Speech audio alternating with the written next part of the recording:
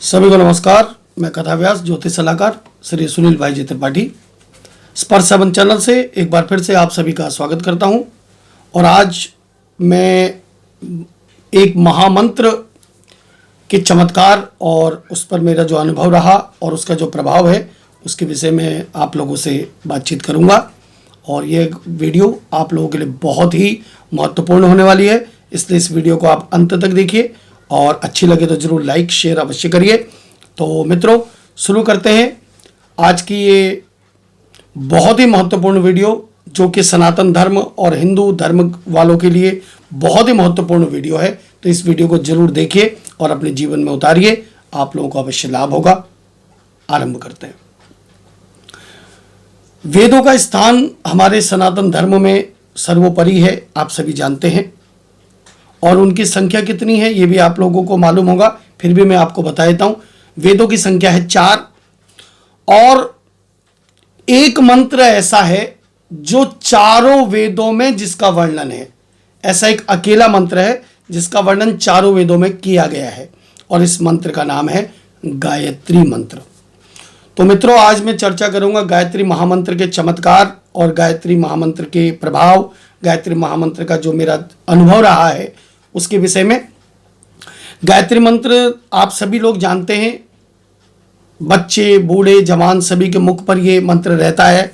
हिंदू धर्म में गायत्री का स्थान सर्वोपरि है। केवल हिंदू ही नहीं परंतु सभी धर्मों के लोग इस मंत्र को की महिमा को जानते हैं और मानते भी हैं।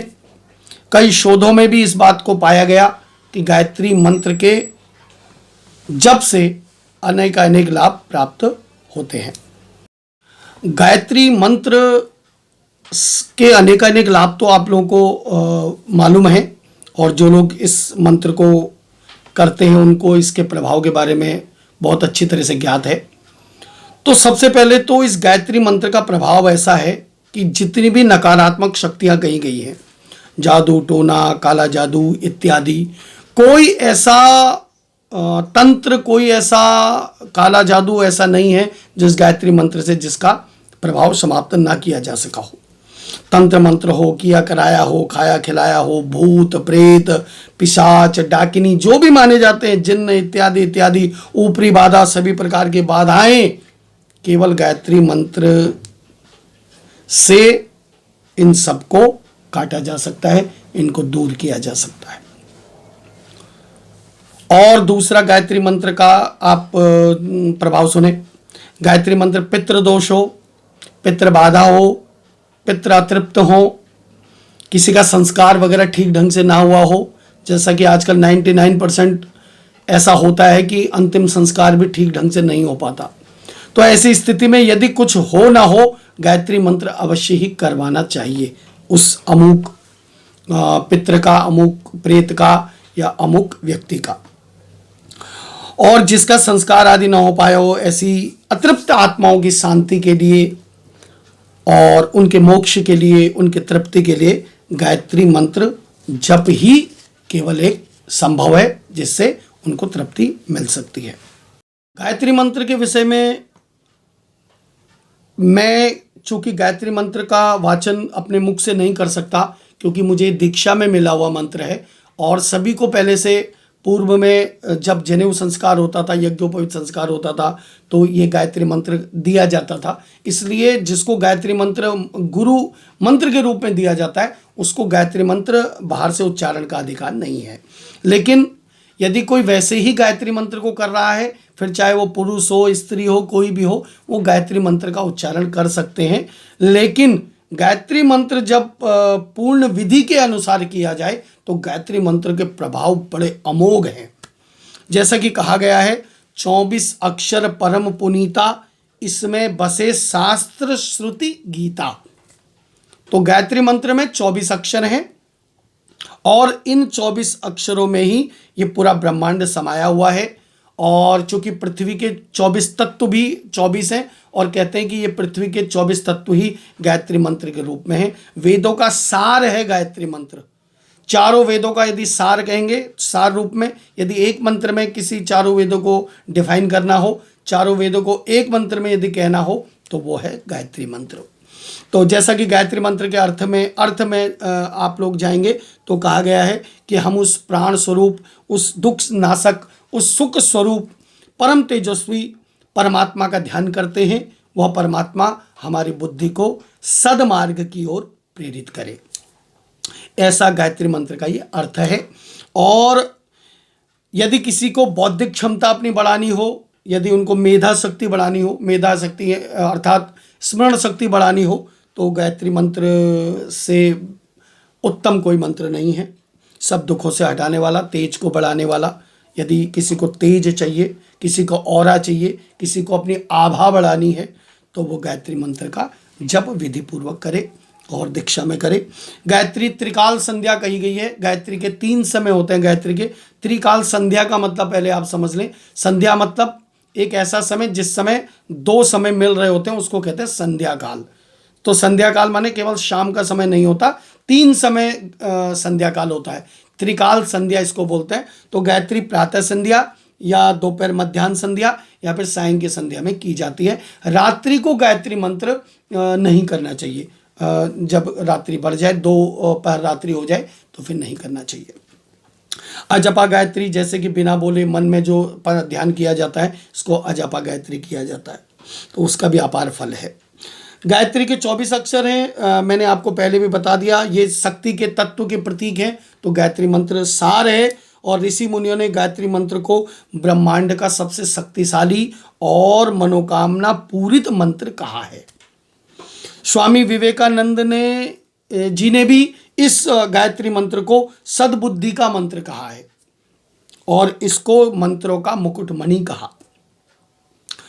तो गायत्री का अर्थ एक बार फिर से मैं यदि बताऊं तो गायत्री को सरल शब्दों में अर्थ कहते हैं कि गायत्री अर्थात गायत्री का अर्थ होता है गाने वाले की रक्षा करे। मंत्र का अर्थ मनन करने वाले की रक्षा करे। तो गायत्री मंत्र का अर्थ हुआ गाने वाले की रक्षा करे, मनन करने वाले की रक्षा करे। यदि कोई 108 अर्थात 1 माला गायत्री मंत्र करे और प्रतिदिन करे तो उसकी बुद्धि प्रखर हो जाती है और उसे विशेष विवेक जागृत सभी प्रकार की उसको सुखों की प्राप्ति होती है। इस मंत्र का अनुष्ठान यदि करना हो, देखिए यदि स्वयं आप गायत्री कर रहे हैं, चूँकि पहले से तो चारों वर्णों के लिए जनेऊ हुआ करती थी, सभी को जनेऊ देते थे और सभी को यज्ञोपवीत संस्कार में गायत्री मिल जाती थी। लेकिन अब गायत्री लोग करते नहीं, लोगों को मिलती नहीं। केवल जनेऊ संस्कार भी केवल ब्राह्मणों तक सीमित रह गया है। उसमें भी बहुत कम ऐसे ब्राह्मण हैं जो गायत्री मंत्र जनेऊ धारण करने के बाद गायत्री मंत्र को करते हैं। तो ब्राह्मण की तो एक ही शक्ति है, एक ही पावर है, उसका नाम है गायत्री। तो गायत्री अवश्य करनी चाहिए सभी को। तो इस मंत्र का यदि अनुष्ठान की हम बात करें तो किसी श्रेष्ठ ब्राह्मण से करवाना चाहिए, क्योंकि ये मंत्र बड़ा शक्तिशाली है और इसी शक्तिशाली मंत्र अत्यंत शक्तिशाली होने के कारण इसको 4 ऋषियों ने इसको कीलित किया हुआ है, स्थापित किया हुआ है। ब्रह्मा जी, वशिष्ठ जी, विश्वामित्र जी और शुक्र जी, इनके द्वारा ये कीलित है, शापित है। जब तक स्वाप विमोचन मंत्र नहीं किया जाता अनुष्ठान में, तब तक गायत्री मंत्र प्रभावकारी नहीं होता।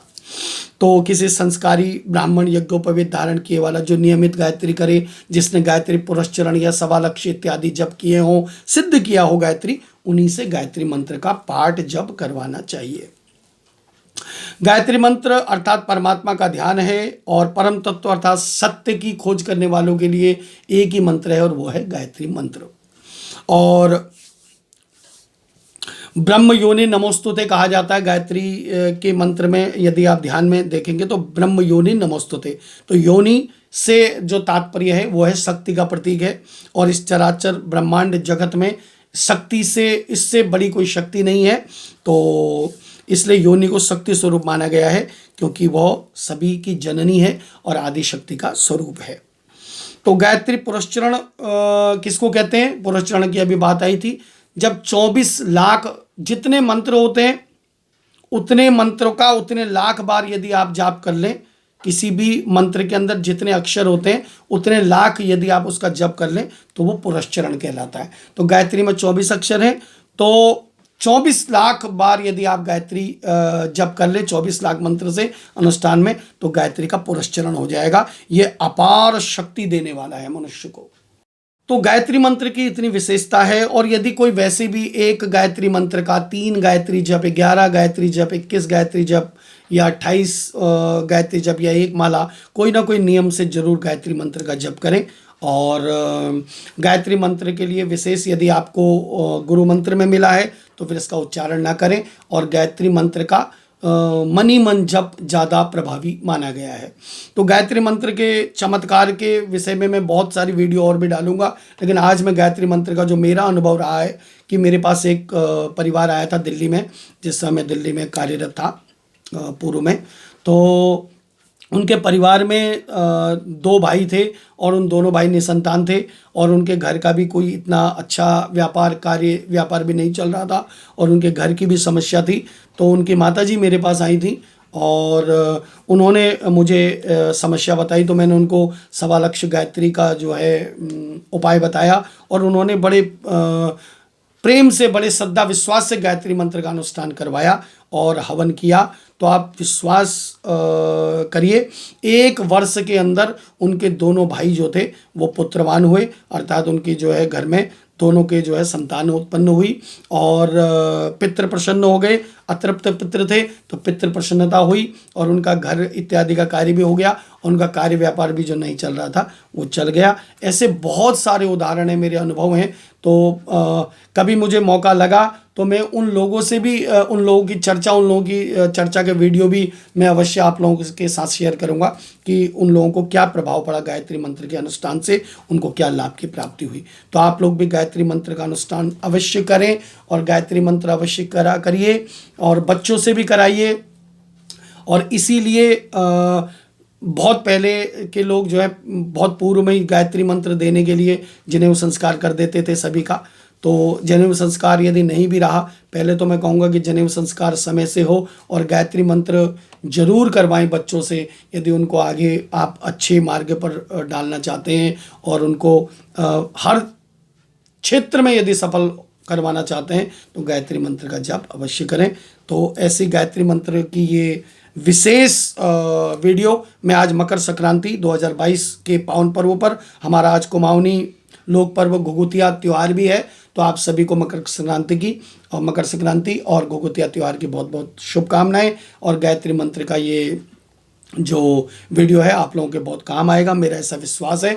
यदि किसी को कोई चीज़ पूछनी हो और भी इस बारे में जानकारी चाहिए तो आप मुझे मैसेज कर सकते हैं वीडियो में, तो मैं आगे और आप लोगों की जो है सभी क्वारीज के साथ नई वीडियो को लेकर प्रस्तुत होऊंगा। सभी का कल्याण हो। नमस्कार।